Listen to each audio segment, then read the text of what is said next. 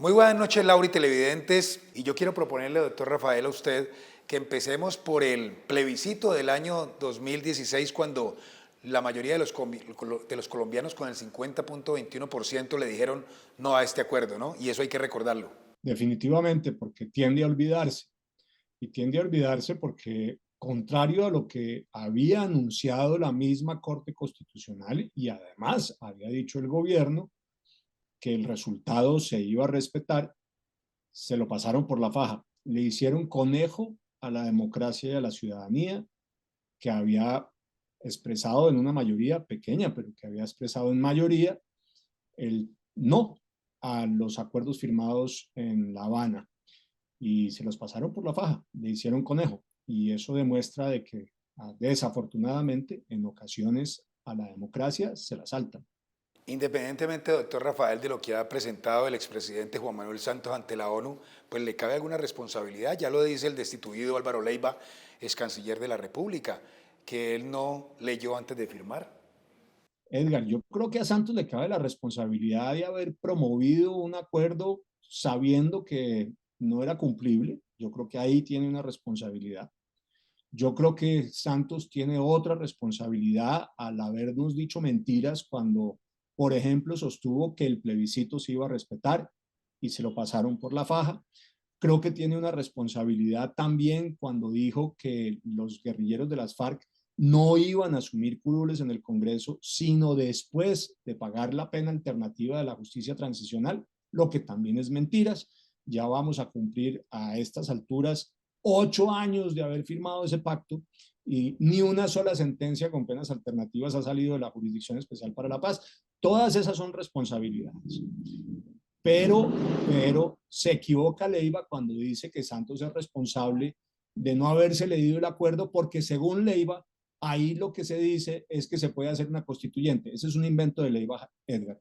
Un invento absoluto y total. Eso no está, repito, en ningún lado del pacto, ni se deduce de ninguna manera del pacto, ni de la declaración que hizo Santos frente a Naciones Unidas. Cuando usted lee esa declaración, lo que dice esa declaración es que le envían a las Naciones Unidas el pacto de Santos con las FARC y que el gobierno colombiano lo va a cumplir de buena fe. Eso es todo lo que dice. De ahí a saltar a, como dice Leiva y como sostiene Petro, que se puede hacer una constituyente saltándose la constitución, pues ciertamente no hay sustento alguno para semejante afirmación, semejante tesis de Leiva y de Petro.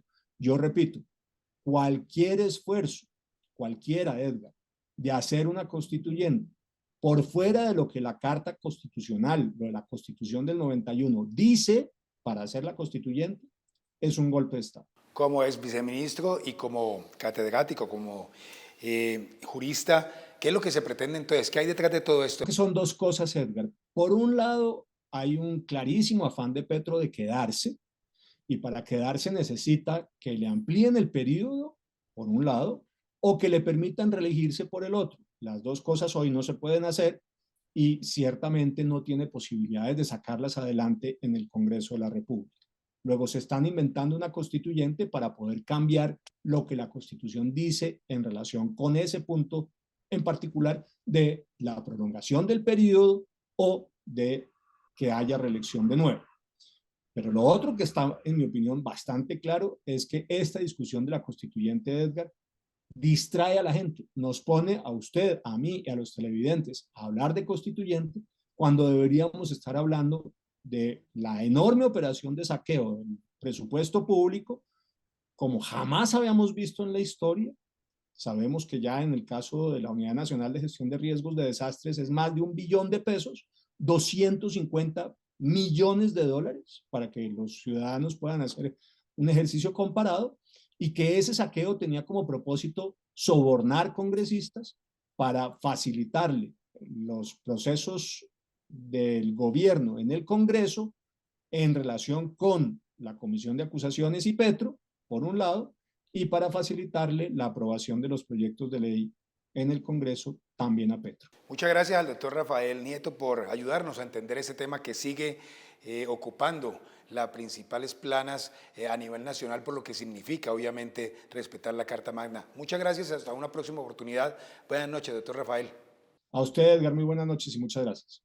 Un abrazo, que esté muy bien. Continúe usted, Laura, con más noticias aquí en Noti5.